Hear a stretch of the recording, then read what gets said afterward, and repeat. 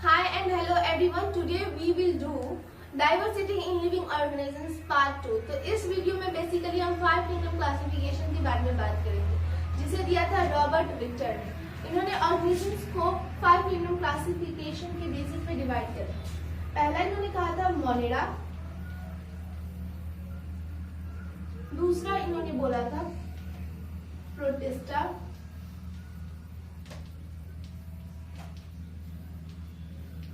तीसरा फंगी, चौथा प्लांटिया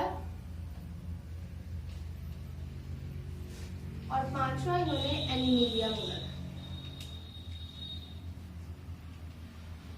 तो ये 5 किंगडम क्लासिफिकेशन दिया था आपके रॉबर्ट विक्टर ने।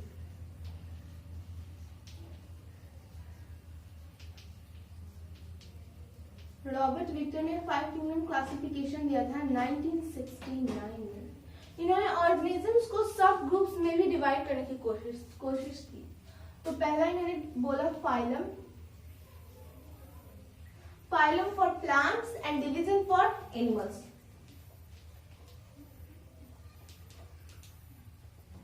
दूसरा इन्होंने बोला क्लास,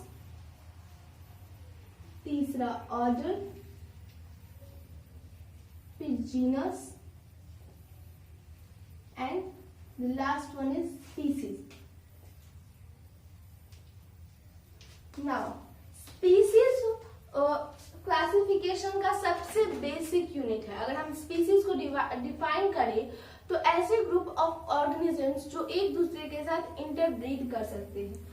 ध्यान रखिए ये सब ग्रुप्स में मैंने डिवाइड किया है, मतलब रॉबर्ट विक्टर ने सब ग्रुप्स में डिवाइड किया था और ये है आपका 5 किंगडम क्लासिफिकेशन। अब हम इन सब के बारे में एक एक करके बात करेंगे। Okay, now let's talk about kingdom Monera. तो हमने पढ़ा था बेसिस ऑफ क्लासिफिकेशन। ऑर्गेनिजम्स, किसी भी ऑर्गेनिजम्स के बेसिस ऑफ क्लासिफिकेशन हमने पढ़ा था cellular organisation, body organisation and how organisms obtain their food, या फिर उनका मोड ऑफ न्यूट्रिशन क्या है। तो वही बेसिस ऑफ क्लासिफिकेशन हम इसमें भी अप्लाई करते हैं। तो इसके अगर बॉडी ऑर्गेनाइजेशन की बात करें तो ये होते हैं प्रोकैरियोटिक्स,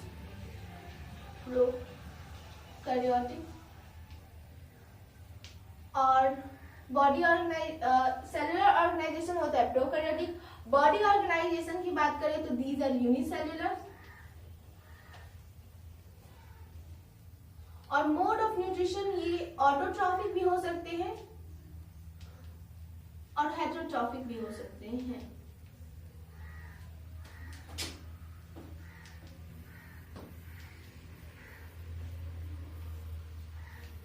एग्जाम्पल्स आपके बैक्टीरिया हो गए और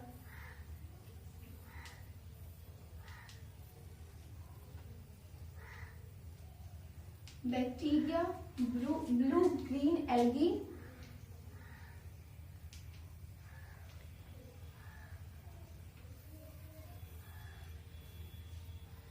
जिसको हम साइनोबैक्टीरिया भी बोलते हैं, और माइकोप्लाज्म।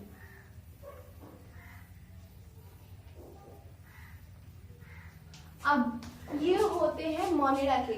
आपने सेलुलर ऑर्गेनाइजेशन प्रोकैरियोटिक में हमने कर दिया, और बॉडी ऑर्गेनाइजेशन की बात करें तो ये होते हैं यूनिसेलुलर। मोड ऑफ न्यूट्रिशन की बात करें तो ऑटोट्रॉफिक भी हो सकते हैं और हेटेरोट्रॉफिक भी हो सकते हैं। एग्जांपल आपके बैक्टीरिया, ब्लू ग्रीन एल्गे और माइकोप्लाज्म। लेकिन इनमें सेल वॉल प्रेजेंट जो मोनेरा किंगडम है, कभी कभी कुछ में इनमें कुछ में सेल वॉल होता है और कुछ में नहीं हो सकता है। तो we can say they may have cell wall, they may or may not have cell wall.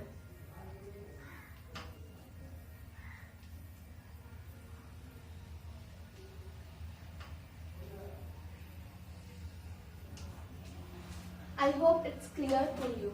Okay, now let's talk about kingdom Protista. Now the next kingdom is Protista. Protista की अगर बॉडी डिजाइन की बात करें तो ये होते हैं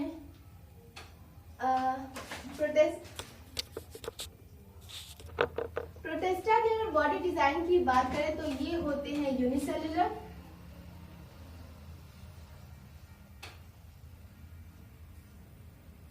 और इनके सेलुलर ऑर्गेनाइजेशन की बात करें तो दीज आर यूकैरियोटिक्स,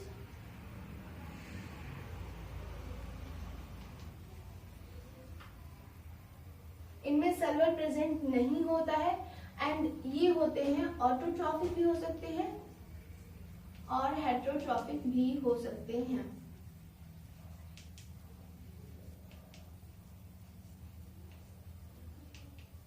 एग्जाम्पल्स की बात करें तो blue green algae,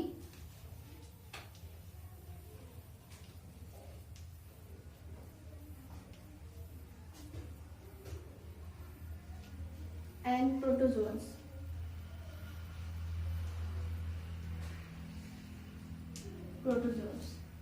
This is the kingdom Protista. Now let's talk about kingdom fungi.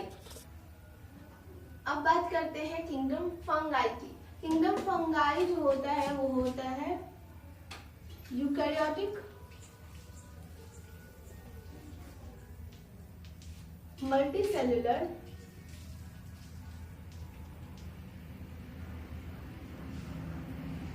इसमें सेल वॉल प्रेजेंट होता है, cell wall present, cell wall is present. और ये सेल वॉल बना किससे होता है? ये सेल वॉल एक कॉम्प्लेक्स सुगर सब्सटेंस से बना होता है जिसको हम बोलते हैं काइटिन। और ये नॉन फोटोसिंथेटिक होती है, फोटोसिंथेटिक परफॉर्म नहीं करते हैं।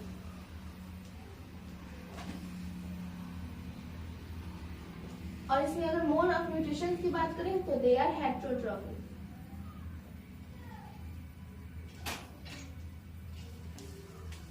Now let's talk about kingdom Plantia. Kingdom Plantia की अगर हम बात करें सेलुलर ऑर्गेनाइजेशन की तो ये होते हैं यूकैरियोटिक, बॉडी डिजाइन होता है मल्टीसेल्युलर,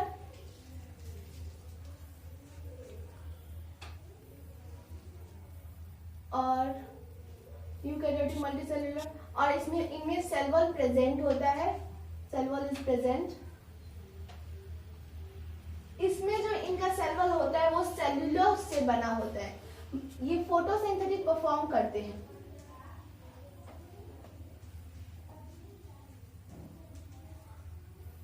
और ये होते हैं ऑटोट्रॉफिक।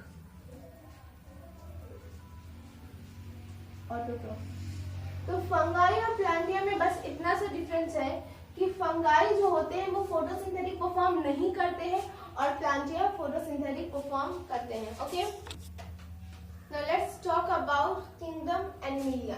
तो किंगडम एनिमिलिया जो होते हैं इनके सेलुलर ऑर्गेनाइजेशन होता है यूकैरियोटिक,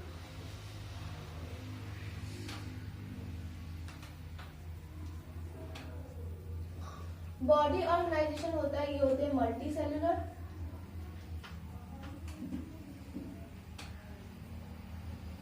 इनमें सेल वॉल नहीं होता है, cell wall is not present.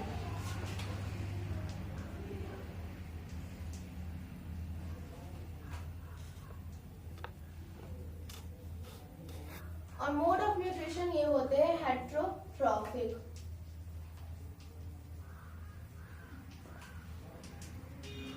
ये जो है ये है 5 किंगडम क्लासिफिकेशन। तो आज के लिए बस इतना ही, मिलते हैं अगली वीडियो। Till then